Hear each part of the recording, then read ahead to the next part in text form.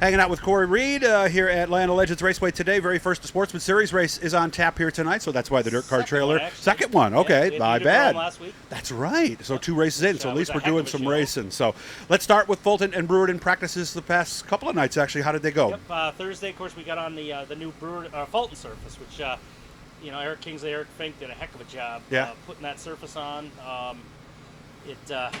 I really think it went better than we expected. That's why we really pushed to do a practice before we even had a chance to do any racing at all, because you always want to get some laps on it. But I was very, very impressed. I thought they did a great job.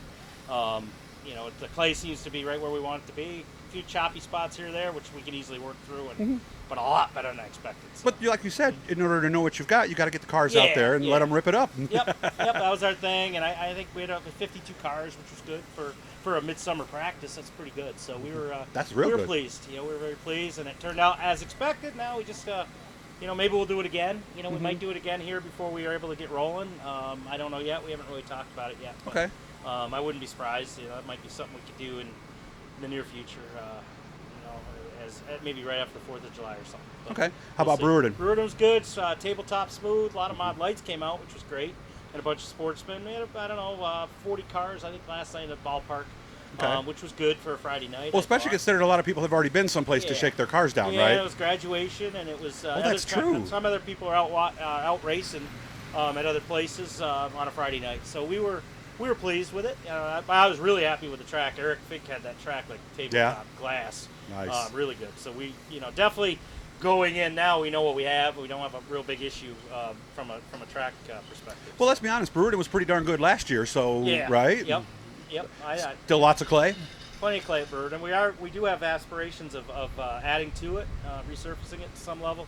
And it could happen in the near future, but we'll have to see. I know John has that talk in place. It's just getting to that point, which may or may not happen now. I don't know. But yeah, we'll get to was a big priority. Yeah, and we'll get to the big picture stuff here in a moment, but I wanted to focus again on today.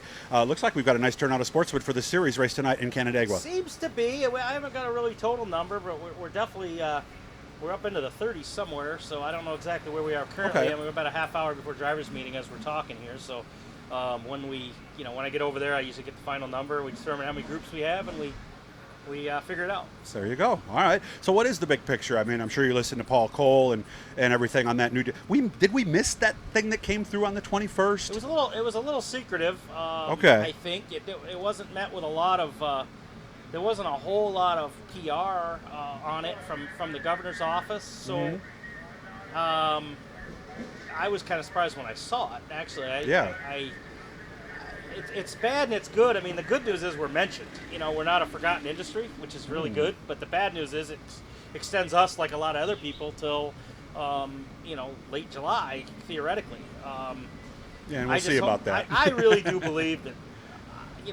My gut feeling has been that his intention, the governor's intention right from the get-go has been to not have big gatherings over holiday weekends, and I think he got through Memorial Day, and I think he's going to get through July 4th. And I really do think that after that, maybe there'll be enough pressure that maybe we can get going. I mean, just give us 50% crowd, or give us a number that we can work with. I mean, there's a lot of tax dollars being left on the table. I mean, it's really bad. Yeah, every ticket revenue, a percentage of that goes to taxes, right? Absolutely, and from a local level right up to the state level. I mean, we pay taxes in for a ton of stuff, not to mention all the local businesses that benefit from race cars and race car fans and racing fans. And so there's so many things that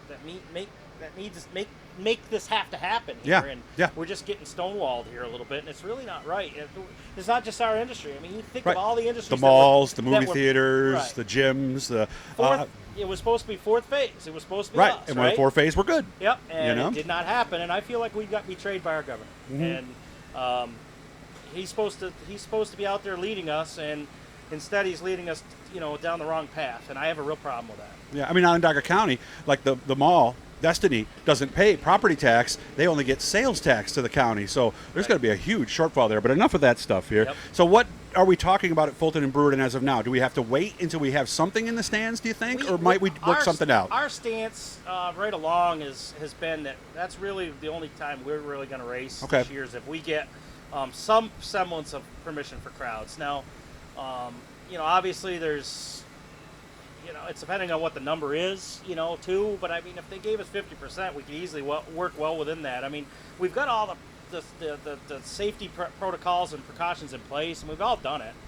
Paul's done a great job here. A lot of the tracks around here have all done it, and we'll do the job. Just give us the rights to prove it to you, and then we can get things rolling. But by just us sitting here twiddling our thumbs isn't helping anybody. It isn't helping the state. It isn't helping the local municipalities or the counties with tax revenues or anything else.